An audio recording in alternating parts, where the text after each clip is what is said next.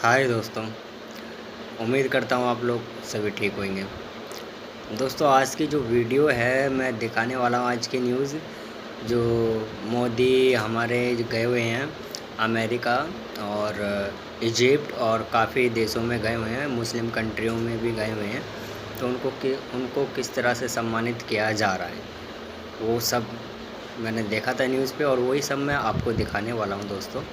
और पाकिस्तान के लोगों का इस पे क्या रिएक्शन है वो आप इस पूरी वीडियो में देख सकते हैं। और वीडियो को दोस्तों बिल्कुल स्किप ना करें, शुरू से एंड तक देखें, फुल मज़े लें और पाकिस्तानियों के रिएक्शन देखें कि वो क्या कर रहे हैं, क्या कह रहे हैं और कैसा रिएक्शन है उनका। आपको ज़रूर देखना चाहिए। तो स्टार्ट करते हैं आज की न्यूज़। कर गए हैं। हम भी तुर्की गए थे आम लेकर। हमने बोला कि आधे आम आपके और आधे आपकी वाइफ के। अच्छा अल्लाह जो है इस पूरे इवेंट को देखना चाहिए और पॉलिटिशियंस को भी, बिल्कुल। ताकि हम कुछ सीख सकें। लेकिन प्रॉब्लम ये है कि हम सीखने को तैयार नहीं है। इंडिया और अमेरिका ये कह रहे हैं कि पाकिस्तान दहशतगर्दी स्पॉन्सर करता है, क्रॉस बॉर्डर टेररिज्म को हम स्पॉन्सर करते हैं। प्राइम मिनिस्टर नरेंद्र मोदी को 120 ममालिक के लीडर्स चाहते हैं, ऑफिशियल्स चाहते हैं कि वो उन्हें ग्लोबल फ्रंट पर लीड करें। आप जिधर जाते हैं पैसे मांगते हैं और ये कहते हैं कि हम भीख नहीं मांगते, हम अपने पाँव पे खड़े हैं। आप अपने पाँव पे कहाँ खड़े हुए हैं? हम अपने पाँव पे अगर खड़े हों तो हमारी ये हालात हों।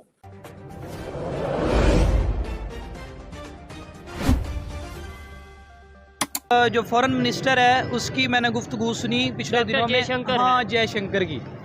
यार उसने बड़ा क्लियर कट पॉइंट बताया। वो यूरोप पे तनकीद कर रहा था वो बंदा। ठीक है। वो वहाँ पे बैठ के कह रहा है कि यूरोप इस गलत फहमी से बाहर ही नहीं आ रहा कि ये दुनिया यूरोप सेंटर्ड नहीं रही। ठीक हो और गया। ये उसने क्या बड़ी बात की है, यकीन माने आप। ऐसे मैं बड़ा यार इम्प्रेस्ड हूँ उस बंदे से।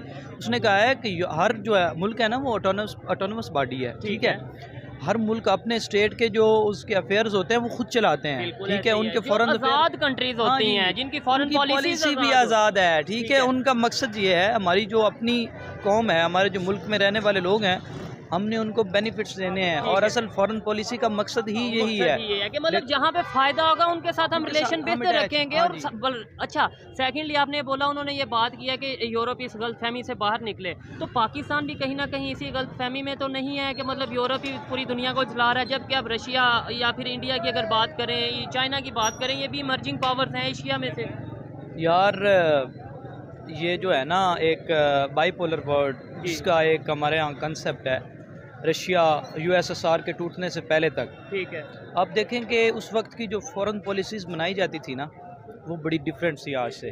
ठीक है। फिर उसके बाद यूएस जो है वो बिला मुकाबला जिसे कहते हैं चेयरमैन बन गया। यूएसएसआर टूट गया, उसका वो इम्पेक्ट ना आ रहा। अब जो दूसरी कुव्वतें हैं वो टक्कर दे रही हैं इसको।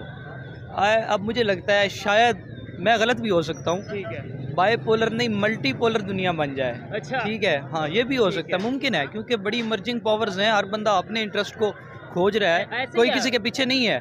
बिल्कुल। ठीक है। हर मुल्क की अपनी इंडिपेंडेंट पॉलिसी है। और हम लोग जब तक इसके पीछे लगे रहेंगे ना, देखे, अगर हम लोग लगेंगे यार हम अमेरिका को फॉलो कर रहे हैं, चाइना को फॉलो कर रहे हैं, सऊदीया को फॉलो कर रहे हैं, तो जाहिर सी बात हमारी कंडीशन यही होगी जो आज चल रही है। बिलावल साहब कह रहे थे कि हम तो बड़े इंडिपेंडेंट हैं, मुल्क हैं, हम तो बड़े खुददार हैं, हम अपने पाँव पे खड़े हैं। बिलावल साहब, आपका कोई दौरा ऐसा नहीं है जिसमें आप पूरी दुनिया में जाके पैसे नहीं मांगते, आप भीख नहीं मांगते। किसके लिए मांगते हो यार? मैंने तो मतलब कितनी शर्मिंदगी की बात है कि मतलब at the end of the day आप जिधर जाते हैं पैसे मांगते हैं और ये कहते हैं कि हम भीख नहीं मांगते, हम अपने पाँव पे खड़े हैं। आप अपने पाँव पे कहाँ खड़े हुए हैं? हम अपने पाँव पे अगर खड़े हों तो हमारी ये हालात हों। हम अपने पाँव पे खड़े हों तो हमारी ये पोजीशन हो।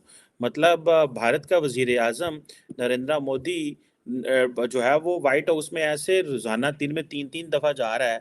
स्टेट गेस्ट हैं, कभी वो जनाब वो गूगल के चीफ के साथ बैठे हैं, एक तरफ जनाब टिम कुक साहब हैं, एप्पल वाले बैठे हुए हैं, सीईओज बैठे हुए हैं, इनोवेशन टेक्नोलॉजी की बात हो रही है।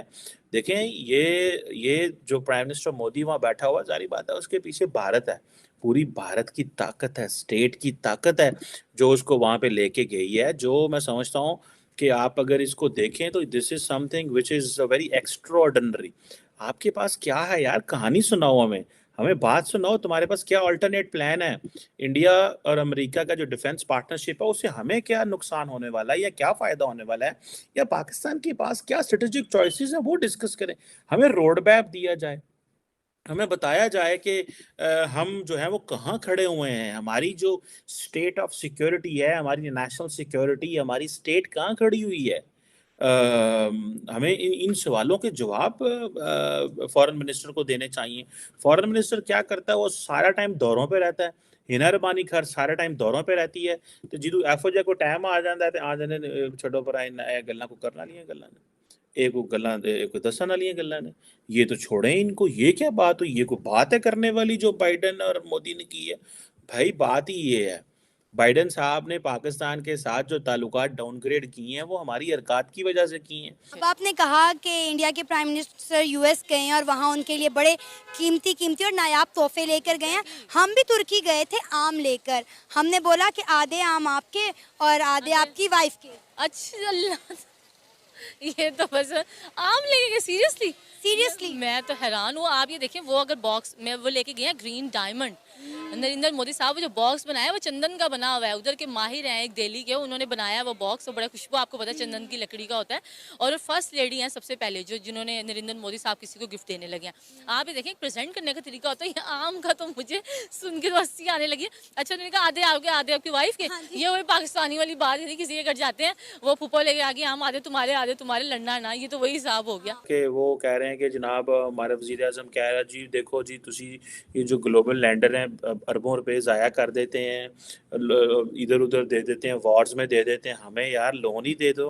हम तो फ्लड रेवेज हैं भाई, फ्लड वालों को फ्लड की जो भीख आपको कौन देता है? आपको पहले भी जो पैसे मिले थे वो क्यों लोगों ने दिए थे?